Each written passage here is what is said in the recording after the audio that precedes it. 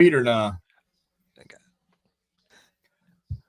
Welcome into the Talkin' Tide podcast on the Reier on YouTube channel. I'm Chase Goodbread, sports columnist with the Tuscaloosa News, joined by Travis Reier on the Reier on YouTube channel. Lots to get into in this midweek edition of Talkin' Tide, previewing Alabama's big home game against the Oklahoma Sooners. Travis, the Crimson Tide comes in 6-0 on the season in SEC play, and they can't, I've run the scenarios.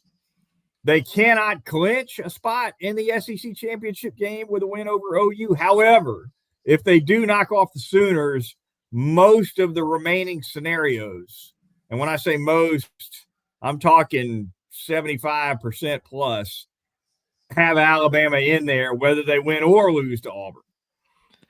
Which, if it plays out that way, and I don't want to get this show off on the wrong foot. However, if it plays out that way and they lose to Auburn on the road and then go to the SEC championship game, could they be in a win to get in situation to the college football playoff? Yeah. I mean, there's part of me that says, in terms of the big picture, the college football playoff, if someone said, look, Alabama's only going to win one of these two, Auburn or Oklahoma, right? Would they be better off beating Oklahoma or beating Auburn in that scenario? Yeah, I hear what you're saying.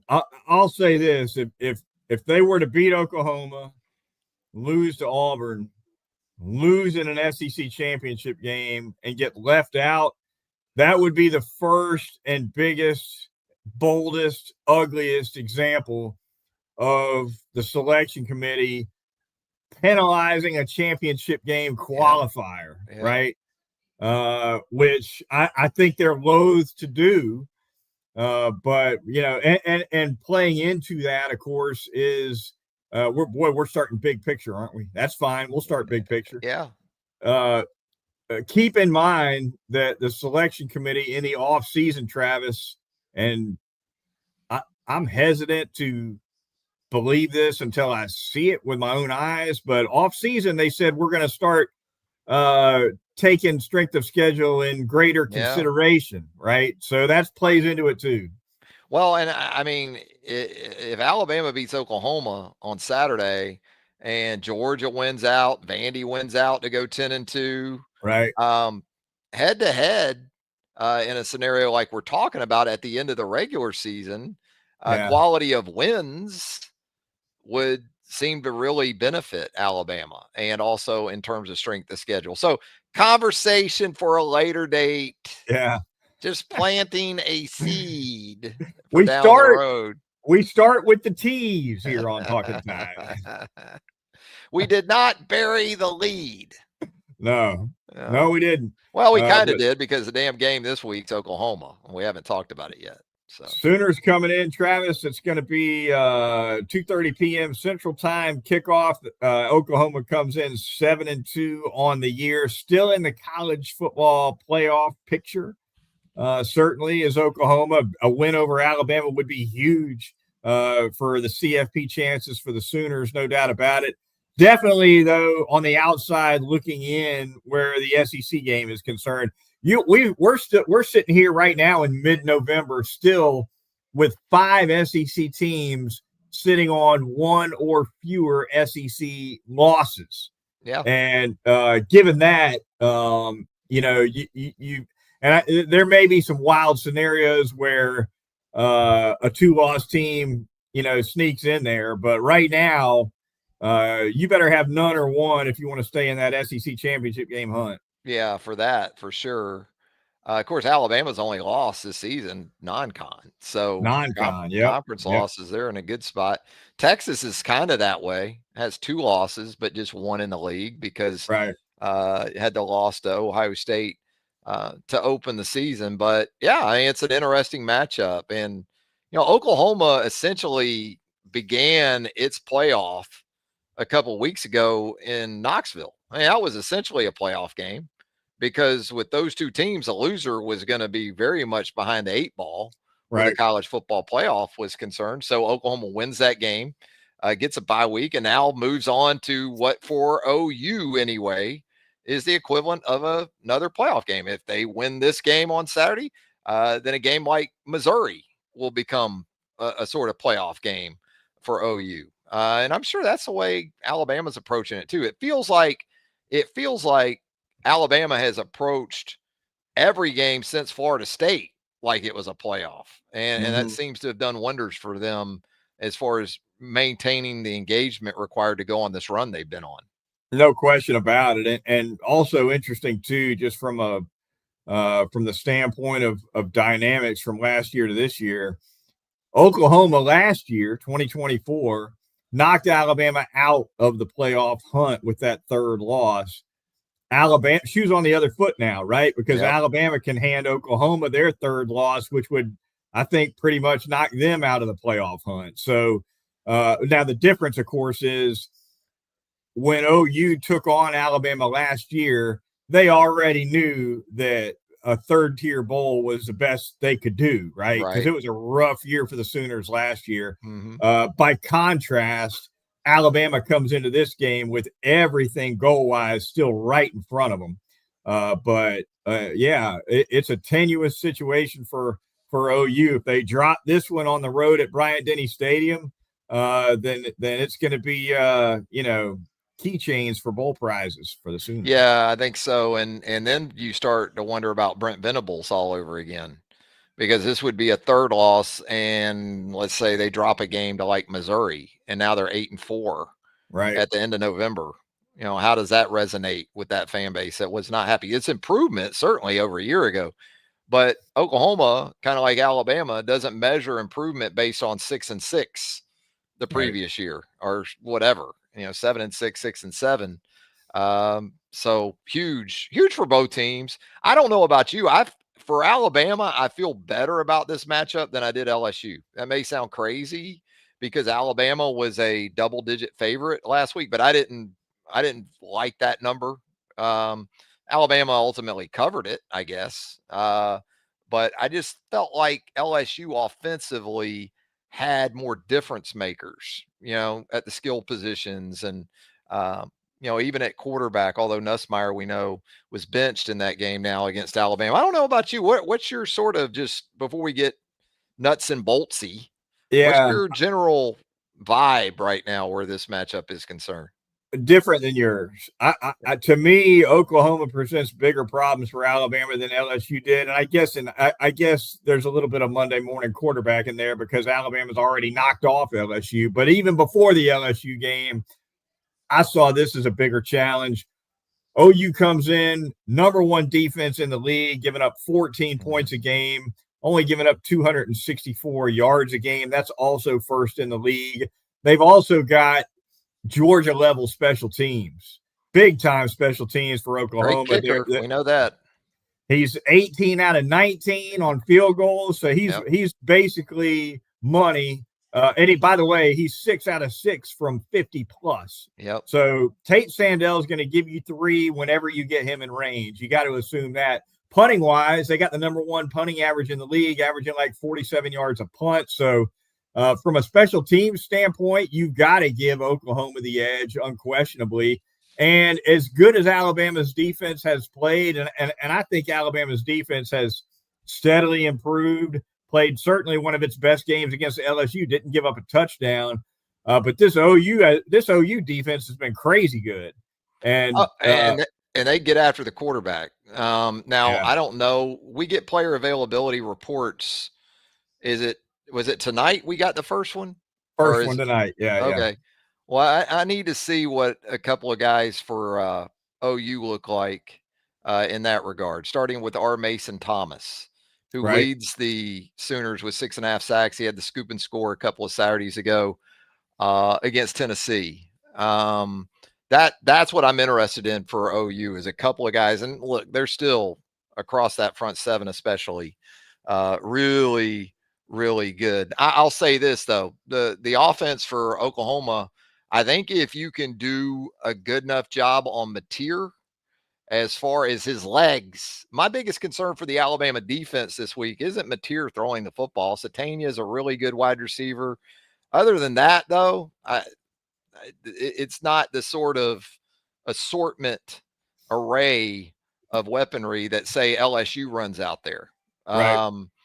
So I think if Alabama does a good enough job against Mateer in the quarterback run game, you look at this Oklahoma offense, 258 total yards in that loss to Texas, lost 23-6. Now, Mateer was coming back off of the injury, so that was his first game back. But then the next week, it looks good because they beat South Carolina 26-7, 319 yards of offense. Yeah. I think Alabama's defense can be, and they've been hearing about this Oklahoma defense all week, the Alabama defense. So for the first time in Kane Womack's 20-plus games as a coordinator at Alabama, I go into a game really feeling pretty confident about that side of the ball against Oklahoma's offense. Yeah, no doubt about it. It's been a phenomenal run for this OU defense, and like you pointed out, that pass rush is really big for Brent Venables' team. I think that pass rush covers for a secondary that might be a little bit more average than people realize. I think if Alabama is able to pass protect the way they did in Athens, the way they did in I think they pass protected pretty well against Tennessee. Mm-hmm. If they can protect Ty Simpson as well as they did in those games, then maybe Ty Simpson's able to rip this secondary up, because I don't think it's a great secondary, but they do get after the quarterback. You mentioned R. Mason Thomas and his health status being key. I think, I think OU needs that pass rush to defend the pass. I think what you said about Georgia is, I talked about this a little while ago on Second Helping with Brent Beard. I think offensively for Ryan Grubb, that needs to be a lot of the game plan, because these Oklahoma linebackers love to get downhill and play in front of them. They like to play that way as a defense in general. They like to be the people doing the striking.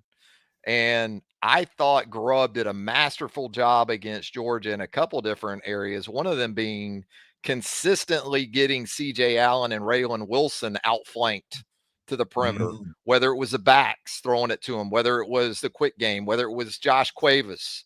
I think that has to be a big part of what they did. Alabama's not going to run the football especially well Saturday afternoon. They're not.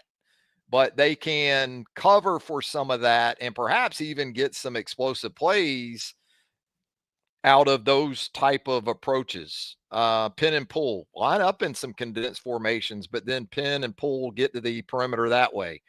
RPO, things like that kind of keep these backers especially honest for OU, because if you just give them one pitch, you give this Oklahoma defense one pitch, they're going to hit a lot of home runs against you. 24 points win this game, you think? I think so. Yeah. I talked with Brent about that too. I said that I thought first to 23, 24 might win the game. Yeah. I think it can be that kind of game. It can be kind of like a Missouri. You need to prepare yourself. Oklahoma's probably going to out-hit Alabama in this game. And I know that hurts. That strikes to the soul of the Alabama fan base. But kind of like how Missouri lowered the boom a few times against this Alabama offense, I think you might get some of that. But look, if you're able to use the Sooners' aggression against them to get what you need ultimately done, and Alabama at this point, I know Grubb, I know Kalen, they're saying all these right things about the run game. We got to work on it, got to get better. I hope inside that building, that's not the mindset. I hope it's, look, this is who we are. This is the way we can attack Oklahoma, and don't fall victim to the, well, we gotta run the ball and we gotta run it better. No, 10 games in against this defense, that's not going to happen. And take care of the ball, because Oklahoma, in terms of turnover margin, not great. And that's an area where Alabama's been pretty good, better than pretty good. I think we're going to see a lot of screen passes from Alabama in this game, and the Grubb screen package is diverse, right? It's he'll throw the tunnel screen at you. He'll throw the middle screen at you. He'll throw the smoke screen at you. Every kind of screen there is, he's got it in the playbook. And if he runs 8 to 10 screen passes in this game, it's not going to be the same kind of screen every time, Travis. And I think that's one of the things that can help Alabama overcome a weak running game. Yeah, you got to change the looks. I know it can be gimmicky at times, what we've seen from Alabama, but I still think you got to stick with some of that. You got to change the eye level for this Oklahoma defense, pre-snap, post-snap. And I also think you talked about this a little bit earlier. OU on the back end, to me, what I've seen and what the numbers tell me, just okay, not great. Got an outstanding true freshman corner who's going to be an absolute superstar. But I don't think it just has to be spread them out, quick game them. I think there's going to be times you go 7-8 man protection and see if we can get these guys blocked, and then 3-man routes. You know, with those 3 receivers that you can put on the field together. Yeah. And then I try to hit my intermediate to deeper stuff off of that. See if they can cover it. Yeah. I think it's got to be a mix of that. You know, I just don't think you can count on just one aspect of that offense and think you're going to get it done. The Ryan Grubb comments this week. We love talking about Ryan Grubb's Monday comments. He's usually pretty darn insightful, Travis. Couple things of note from his remarks on Monday, for me anyway. One, he brought up Kendall Daniel, the outstanding Oklahoma linebacker, 6'5", 245. He said this is Brent Venables' new Isaiah Simmons, who is a really good linebacker for those Clemson teams that were outstanding. Moved him around, right? Versatile guy. So how Alabama deals with that guy is certainly interesting. And also, Grubb was asked about Lane Kiffin's comments from a few weeks back when he said that he thought Oklahoma was outstanding with the sign stealing, and Grubb said, "Oh yeah, they are real good at that." And we're gonna let Brent know we're changing all of them. What about that? I go back to that. I guess it was the 2019 championship game in Santa Clara. I mean, they jumped a hitch from Tua. Like, they knew not only what was coming, they knew what play on the script it was. Yeah. Like, it was play 4. They jumped that hitch for, a pick 6 that was huge in that game to get Clemson off and running. Clemson won the game easily, ultimately. But, yeah, it kind of took me back to that. Maybe they had some of the signs in that one. You would, a lot of people say, well, you got in-helmet communication now, which you do, but at 15, that cuts off. So you're still seeing Ty and other quarterbacks, once it hits 15, looking over to get signals, after the mic goes off to make that late check that a lot of times runs right up against 0 on the play clock. So there are still signs to be stolen in college football, even with the in-helmet communication. There's also personnel groupings that get signaled in too, that can help you get a jump, especially if you're going against tempo, I guess. Yeah, no doubt. A couple of things to watch in that game as well. We've talked a good bit about this Oklahoma defense. How about the Alabama defense against the OU offense, Travis? It's been a better Oklahoma offense this year than last year for sure. It was a disaster of an offensive line in Norman last year. This year, they've got that offensive line performing not great, but better. Running game really hadn't been there. Pass protection certainly been improved. Mateer's been a little bit up and down. I think this Alabama defense, the way it's playing right now, can bottle this OU offense pretty good. That's my thinking on the matchup, is that it will be hard for Alabama offensively, but it may not require 20 if they do what they're capable of doing defensively. And again, I go back to Mateer in the ground game, but they've still given up the spits of long runs here and there still. We saw it last week with Harlan Berry for LSU, and Xavier Robinson is that guy for Oklahoma. Last couple of games, he's been over 100 yards, and that yards per carry has been, somewhere around 9 for him. 25 carries in his last 2 games for 200. And and 24 yards. So, that tells you where he's been able to get it done, which is interesting because I think he's 230-pound back, and he hurt Alabama last year, 18 for 107 in Norman. So it's not like Alabama doesn't know what's coming with Xavier Robinson. No, they don't. You're right. He's a big back. He can do a lot of damage. And, Alabama's defense seems to me to be peaking pretty well right now. Yonze Pierre seems to be definitely coming around as a pass rusher, right? Had a huge game against Tennessee, another big game against LSU with a couple of sacks there. So, and Quay Rousseau, speaking of health issues and injury reports, Travis, sounds like he's going to be questionable at the outset of these injury reports. Maybe his status changes later in the week and we know a little bit more. Always a big question, as we always talk about, whether or not they're able to practice full go on Wednesday. As of right now, I don't know what Rousseau's practice status was on Wednesday. However, Kalen DeBoer asked about it on Wednesday and made it sound like Rousseau perhaps could be a go against the Sooners. Yeah, he's officially listed as questionable on the initial player availability report tonight is Quay Rousseau, and it'd be great to have him, as we talked about, pair him up in some situations with Yonze Pierre. I see Caden Jones is questionable as a linebacker, more of a special teamer for Alabama. Deshaun Jones is on the report. The Husky defensive back. That's a new one. Yeah. He's probable, which would lead you to believe, at least at this point in the week, there's a good chance he'll be available, but maybe it's a way in which we see even more of Red Morgan in this game Saturday afternoon. What Jones and Morgan against LSU were pretty evenly split when it comes to action at that Husky spot. And that's not a small matter against OU because Isaiah Satania, who you mentioned earlier, he plays in the slot almost exclusively. Very few snaps for him on the outside. He leads OU in receptions. I think he's got 49 catches on the year.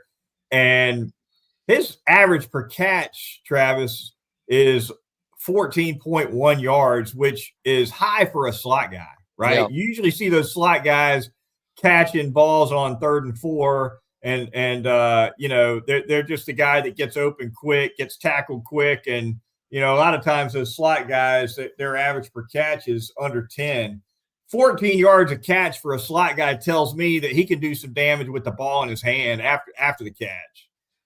Yeah, and he's a return type, so that fits. A guy that can return punts typically is a guy you would like to get in space, like a Lottie Brooks, is that kind of guy for Alabama. Ryan Williams, Alabama's tried to do that some with this season. I guess, too, as we talk about the availability report, no Ryan Williams on this initial report, unlike a week ago. So, absolutely, I think, Red Morgan in recent weeks, as much as anything for me, I think it was maybe Tennessee. He showed me he'd set an edge in kind of the quick game and out on the perimeter, and he was tackling people, which was a big plus, I thought. So if he's going to do those things, more Red Morgan might not be a bad thing.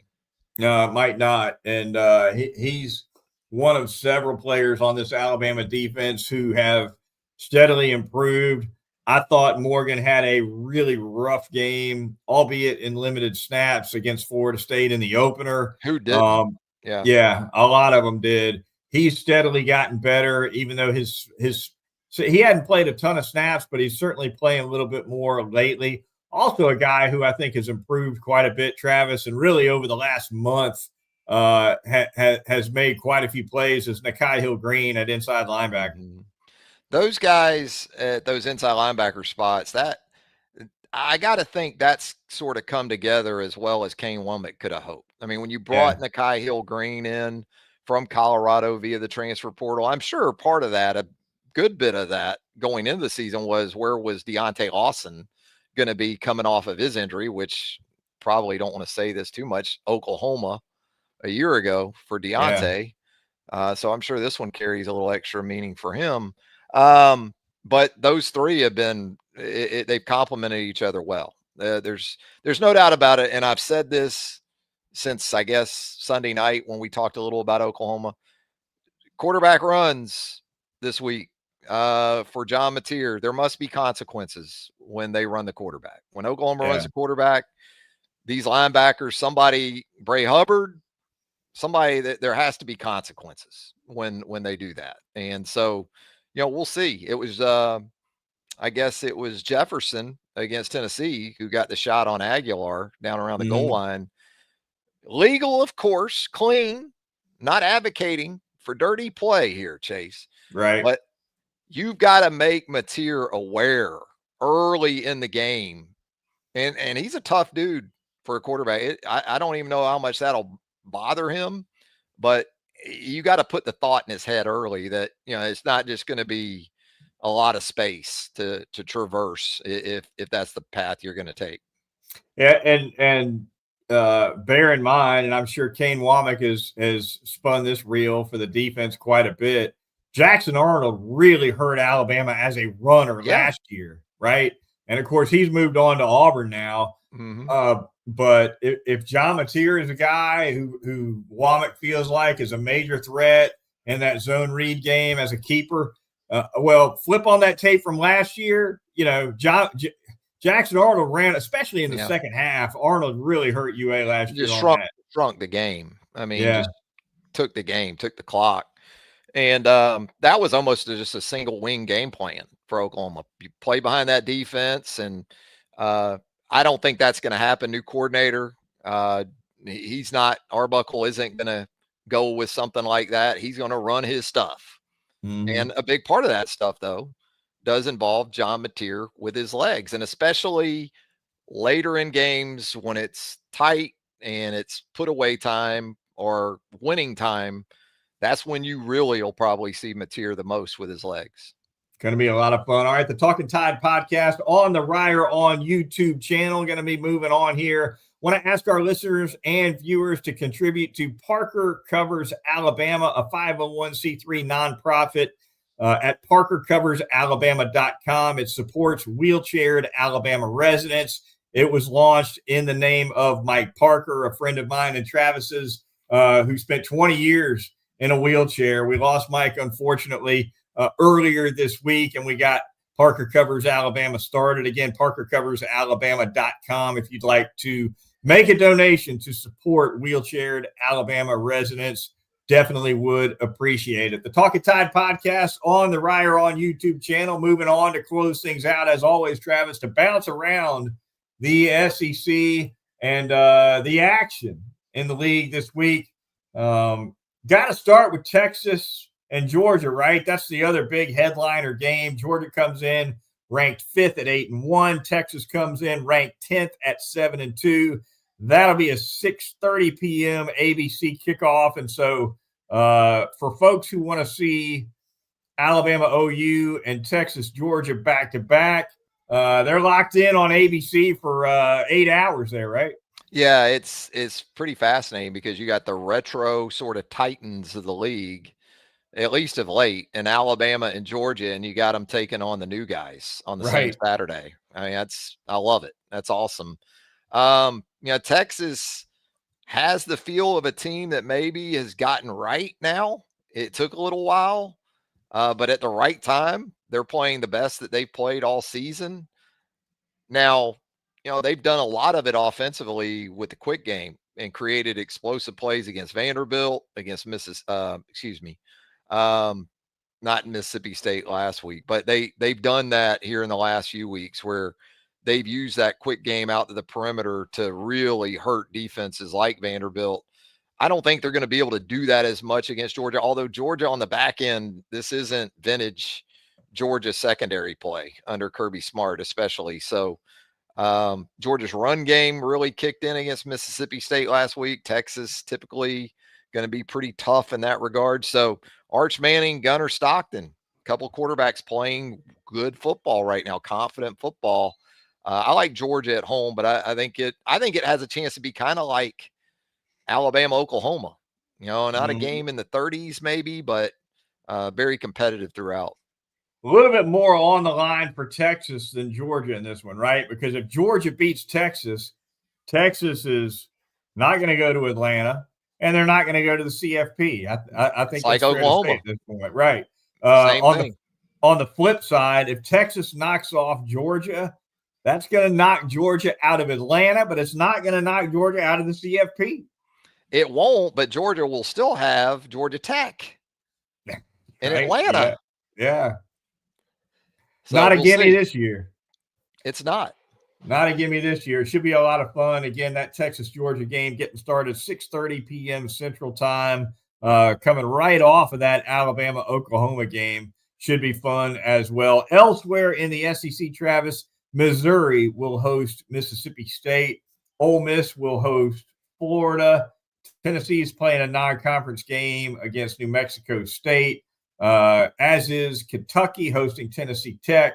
Got Texas A&M hosting South Carolina, and finally LSU hosting Arkansas. What about Missouri hosting Mississippi State, Travis? Missouri down to that third-string quarterback who was just a disaster last week. Yeah. The Tigers could not move the ball whatsoever. I think Mississippi State might be primed to win this game. I know Missouri is at home, but if Missouri continues to be just utterly unable to throw the football, and that spread is 7.5. Give me the Bulldogs and 7.5. You like that hook, that rusty I think hook, so, yeah. at half. The thing for Mississippi State is they gave it up on the ground to Georgia last week. 300 plus yards for Georgia. A bunch. Now, yeah. Georgia's offensive line, I'll say this too in relation to that Texas game. We talk about Texas getting right. I think Georgia's getting right. And not just in terms of Gunnar Stockton, but that offensive line has had some injuries. It looks like they're getting guys back and going to be where they need to be for this stretch. So Missouri can run the football with Ahmad Hardy and Jamal Roberts. So that's probably where I would still lean to Missouri to be able to control that game. And one thing Drink does at Missouri is he wins games like these. If Missouri's supposed to win, they typically do win. Now, if Missouri's not supposed to win, they typically do not win. That's the other side of that with Drink. But yeah, we'll see. I'm with you. The hook could make a lot of difference on that line, though. Arkansas at LSU, I think an interesting one for us to touch on really quickly as well. Bobby Petrino is still waiting for that first dub, and you and I talked about maybe the best Arkansas can do for a permanent head coach is to just stick with Bobby. Doesn't he have to hang a dub on the board at some point, Travis? I know like he does. I don't give a damn. Give me Bobby Petrino with no wins over. Yeah, there's guys out there that I think that fan base would in their minds rather have, but I'd still take Petrino over because I mean at the end of the day, what's really going to be available isn't going to be, I think, just a slam dunk upgrade over Bobby.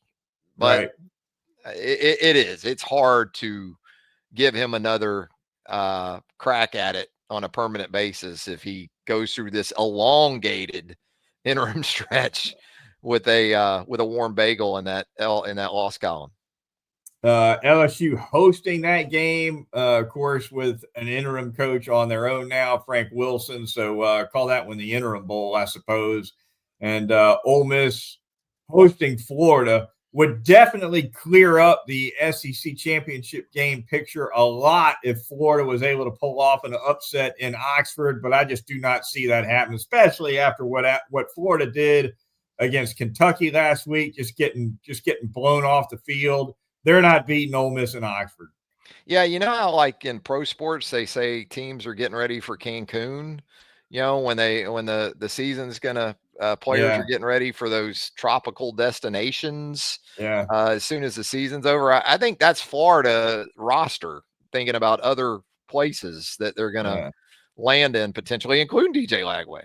I mean, where are some of these quarterbacks going to be next year? We talk so much about these head coaches. Where's Lenore Sellers going to be next year? Where's DJ Lagway going to be next year? Right? Yeah. I mean, it's its own deal altogether. Is Michael Van Buren going to hang around LSU? Is the new coach is it going to be his pick? Is Michael Van Buren the guy he wants? Yeah. It's hand in hand in a lot of ways. I was talking to somebody the other day, mutual friend of ours, Lynn Moore. Yeah. Ran into Lynn in the grocery store. We were saying, look, when the coaching carousel goes crazy like it has this year, the portal situation goes crazy with it. Because all these kids, as soon as somebody gets hired or fired, they're going to have this window. It might be a smaller window, but they're going to have a window to go, and it's going to create especially when there's big jobs that have opened up, which is the case this year. Yeah. So this transfer market this winter, Travis, is going to be wild. It's going to be wild, and as wild as it might be, still give me Bobby Petrino over James Franklin. I don't care. If I'm Arkansas, I don't care if James Franklin told me tonight, "Hey, I'm ready to sign on." Yeah. Anyway, it is. It's gonna be. We keep thinking we've reached the tipping point of unprecedented, right? And I don't think we have. What about? And this is definitely. We'll close things out with something Alabama fans probably don't want to hear, but somebody's going to offer Ryan Grubb a head coaching job at the end of this year, don't you think? And where could that be? Yeah, they should. I've said this on the channel before. These fan bases, and I'm talking about P5, P4 fan bases, are all fixated on these ideal candidates. Well, there's not enough of them. So you better set your sights or adjust your sights to being open to high-level coordinators. So absolutely, Ryan Grubb, he may not be on a lot of the On3 or Rivals or those hot boards, you know, but I bet there's some ADs that got Ryan Grubb in their back pocket. Not saying he's going to get one of those jobs, but probably getting a little more of interest than the general public maybe is led to believe. Absolutely, it's not a big deal. Isn't it funny? In the NFL, coordinators go to the head coach level almost in every job that comes open. Almost every job in the NFL. The offensive coordinator role just steps right in. Yeah. I mean, just every cycle in the NFL. But boy, if a coordinator goes to a P4 head coaching job, fan bases lose it. Yeah. They all want the proven winner. Yeah. Well, if there were that many proven winners out there, we wouldn't have this many unproven losers. No, you're right. There's not enough. And if Ryan Grubb doesn't get an offer from a $10 million a year job, he'll get an offer from a $6 million a year kind of job. Yeah, it's gonna be one or the other. We haven't even talked about the domino effect yet, and there's going to be dominoes that we're not even thinking of right now. Yeah, there's going to be at least one situation, I think, like Brian Kelly when he left Notre Dame to go to LSU. Mm-hmm. I think there's going to be at least one of those. Now, I think for me, I wouldn't be as interested in making that kind of move because it isn't 10 years ago. 10 years ago, if I was going to make that kind of move, I'd have a good idea what my roster was, right? Mm-hmm. Like you can tell me your collective, your NIL, whatever is going to be better at this other place, but I still got to put together a whole brand new damn roster. Yeah. If I make a sort of lateral jump. Yeah. At least where I'm at, as hard as it is to sustain a roster these days, I got a feel for 30 guys or so, 40 guys. Sure. And I understand if I go to LSU, I should be able to attract elite guys or good guys. I understand that, but there's still a lot of uncertainty, man, if you make those jumps for sure. But I still think there'll be at least one that does it. Yeah. Yep. Going to be fun. Going to be a crazy winter, crazy December. Looking forward to it for sure. I want to thank our listeners and viewers for joining us here on the Talkin' Tide podcast on the Reier on YouTube channel. Be sure to join us when we reconvene on Sunday night to recap that Alabama home game against OU. Until then, for Travis Reier, I'm Chase Goodbread, sports columnist with the Tuscaloosa News. We'll talk to you next time right here on Talkin' Tide.